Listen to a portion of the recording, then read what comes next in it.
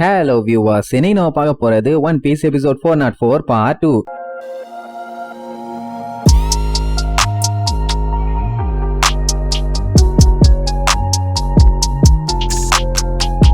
Open பண்ணா போன பாட்டுல நம்ம சஞ்சி எப்படியாச்சும் ஜோரோ உசோப்பு புரூக்க காப்பாத்தணும்னு வேகமா ஓடி போனான்ல. ஏன்னா அவங்கள விரட்டிக்கிட்டு அந்த குமா பைய போறான். அவங்க கிட்ட சிக்கனாங்கன்னா கண்டிப்பா 3 பேர்த்தையுமே கந்தல் பண்ணிடுவான். எதிர்த்து சண்டை போடவும் அங்க ஆள் இல்ல.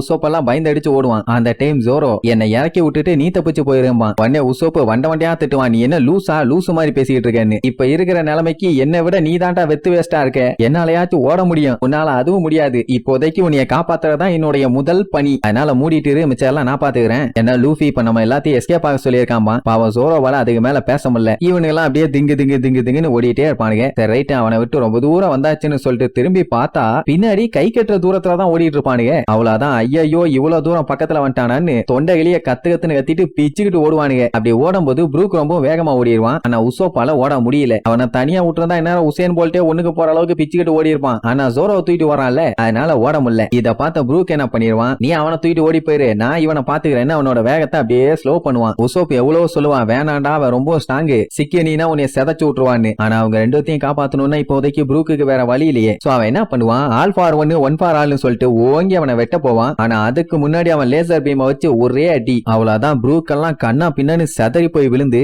அவனோட கழுத்து உடஞ்சு பேன்னு கிடப்பான். ஐயோ ப்ரூக்குன்னு உசோப்பால அவனை பார்த்து கூட கவலைப்பட்டு நிக்க முடியல. ஏன்னா பின்னாடி இவன் வெறிகொண்டு வெட்டிட்டு வரானே. கொஞ்சம் ஸ்லோ பண்ணாலோ இல்ல அவன் கையில மாட்டிட்டாலோ இவனுக்கு ஆபத்துன்னா மட்டும் பரவாயில்ல, ஜோரோக்குமே ஆபத்து. அதனால நிக்காம ஓடுவான், எங்களை விர்றான்னு.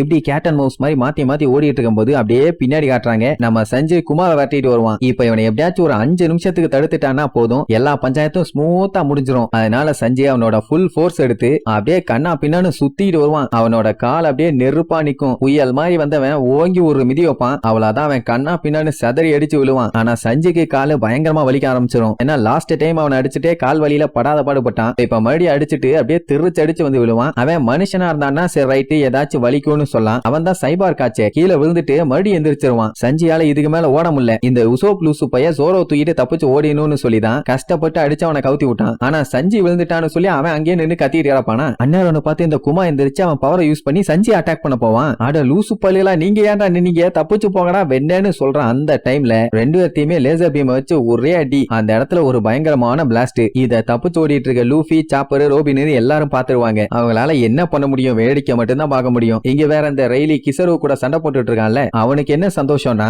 இவனோட ஆளுங்க எல்லாம் பயங்கர ஸ்ட்ராங்கா இருக்காங்க. அதனால அவங்கிட்ட இருந்தெல்லாம் யாரும் எஸ்கேப் ஆக முடியாதுன்னு ஒரு பெரிய லெவல் கான்பிடென்ட். அதே நேரம் இங்க நம்மளால அட்டாக் பண்ணதுனால ஜோரோ முடியாம ஒரு இடத்துல தெரிச்சு கிடப்பான். உசோப்பா ஐயோ உன்னை விட்டுட்டேன்னு சொல்லி பதறிட்டு இருப்பானா. பின்னாடி அந்த குமா எப்படியாச்சும் ஜோரோவை காலி பண்ணணும்னு சொல்லிட்டு அப்படியே பொறுமையா வருவான். அந்த டைம் திடீர்னு அவனோட ஒரு கால் வராது. என்னடான்னு பார்த்தா நம்ம சஞ்சி புடிச்சிட்டு விட மாட்டான், எப்படியாச்சும் அவனை காப்பாத்தி ஆகணும்னு. ஆனா அவன் அதெல்லாம் பெருசா கண்டுக்காம அவன் பாட்டுக்கு கேஷுவலா நடந்து போவான். இப்படி இங்க நிலைமை மோசமா போயிட்டு இருக்குது. லூஃபி அதை ஓடிட்டே பாத்துருவான். ஐயோ நம்மளுக்கு பஞ்சாயத்துல மாட்டிட்டாங்க போலேன்னு. சரி காப்பாத்த போலாமான்னு அடுத்த யோசனையை எடுக்கிறதுக்குள்ளேயே ஒன்னு அட்டாக் பண்ண எனக்கு ஆக்ஸ் எல்லாம் தேவையில்லை, வெறுங்க எளிய பொலந்துருவேன் அப்படின்னு சொல்லிட்டு இந்த சென்டமரு பின்னாடி திபுன்னு ஓடி வருவான். அண்ட் அது மட்டும் இல்லாம ஓ நிலைமையே கவலைக்கிடமா இருக்கு, நீ உன் ஃப்ரெண்ட்ஸ பத்தி கவலைப்படுறியா, கண்டிப்பா உனக்கு சங்கு கன்ஃபார்ம்ங்கிற மாதிரி சொல்லிட்டு ஓடிட்டு இருக்க லூஃபிய அவன் கைய வச்சு ஒரு அடி அடிப்பான். அப்படியே திருச்சு தேய்ச்சிக்கிட்டு போய் விழுவான். சாப்பர் பார்த்துட்டு பதறுவான், என்ன ஆச்சு லூஃபிக்குன்னு. ஏன்னா அவனோட பாடி ஒரு ரப்பரு. அப்படி இருக்கும்போது அவன் அட்டாக்ல எப்படி இவன் இப்படி தெரிச்சு போய் விழுறான்னு. ரோபின் புடிச்சிட்டு திட்டுவா, ஏன்டா நிக்கிற, லூஃபி நம்மள தப்பிச்சு போக சொல்லியிருக்கான், நிக்காத வா வா வாம்பா. அந்த டைம் சஞ்சின்னு லூஃபி கத்துற சவுண்டு. என்னடான்னு பார்த்தா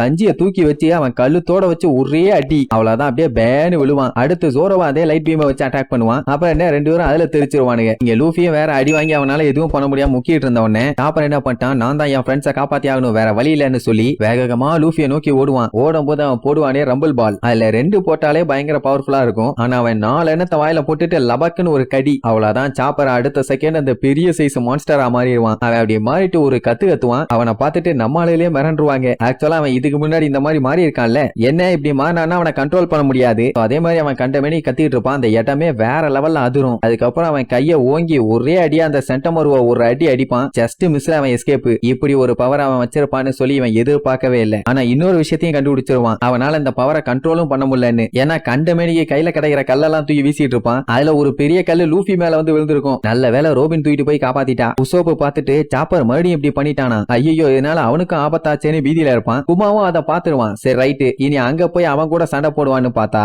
அவனுக்கு அது யாரு என்னன்னு சொல்லி ஒரு டேட்டாவே இல்ல. குமாவோட வேலை பவுண்டி இருக்கிற ஆளுகளை மட்டும் போட்டு தள்ளுறது. அப்படிங்கும் போது அவனுக்கு பவுண்டி இல்ல. இங்க கைக்குள்ள இருக்க நம்மளுக்கு 3 பேர்த்துக்குமே பவுண்டி இருக்கு. எப்படி நம்ம பக்கம் தான் திரும்புவான்னு தெரிஞ்ச உசோப் என்ன பண்ணுவான், டே ப்ரூக்கு, டே சஞ்சி, அவன் அடுத்த அட்டாக்க பண்றதுக்குள்ள வாங்கடா எஸ்கேப் ஆயிடலான்னு உசுப்புன்னு உசுப்பி பார்ப்பான். ஆனா யாருகிட்டயும் எந்த ரெஸ்பான்ஸும் இல்ல. அப்படியே கையை நீட்டி மறுபடியும் லேசரை வச்சு அட்டாக் பண்ண வருவானா. அந்த டைம் திடீர்னு பின்னாடி யாரோ வந்து நின்னு PX1 வெயிட் பண்ணுன்னு சொல்லுவான். வெயிட் பண்ணா யாரு நம்மளை காப்பாத்தினா, அந்த மனிதகுல மாணிக்கம், தாய்க்குல தங்கம், டையடிக்காத டைமண்ட் யாரியான்னு சொல்லிட்டு திரும்பினா அதுவும் குமா தான். ஆனா இது எந்த குமா தெரியுமா, த்ரில்லர் பார்க்கல பார்த்தா இல்லையா அதே குமா தான். ஏன்னா அவன் தான் கையில பைபிள் வச்சிருந்தான், இவனும் வச்சிருக்கான். இவ்வளவு நேரம் நம்மளுக்கு தப்பிக்கிறதுக்கு ஏதாச்சும் வாய்ப்பு இருக்குன்னு சொல்லி ஒரு நம்பிக்கை இருந்துச்சு. ஆனா அவனை பார்த்தோன்னே கன்ஃபார்மா முடிவே பண்ணிட்டாங்க, இதுக்கப்புறம் நம்ம உசுறு நம்மளோடது இல்லை. இந்த உலகத்துல நடக்கிற கொடுமை என்னால தாங்க முடியல. இன்னும் எத்தனை பேர் தாண்டா இப்படி கிளப்பிக்கிட்டு வருவாங்க, ஏன்டா ஐயா உசுர வாங்குறீங்க சாணி மண்டையங்களான்னு சொல்லி கத்திட்டு கிடப்பானா. அந்த டைம் ஜோரோ ரொம்ப கஷ்டப்பட்டு முக்குன்னு முக்கி எந்திரிச்சு பாப்பான். பார்த்தோன்னே தெரிஞ்சு போச்சு இவதாயா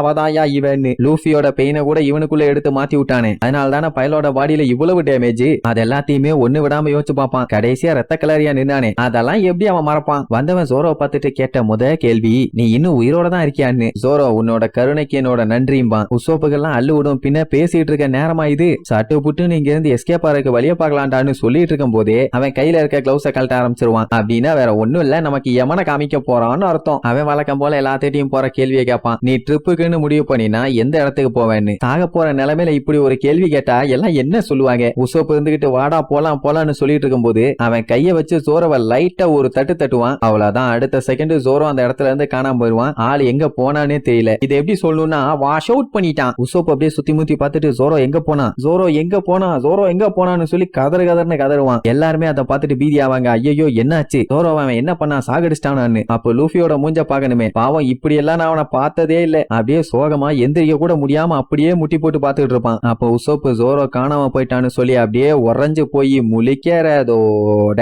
இந்த எபிசோடுக்கு எண்டு கார்டு போட்டு முடிக்கிறாங்க.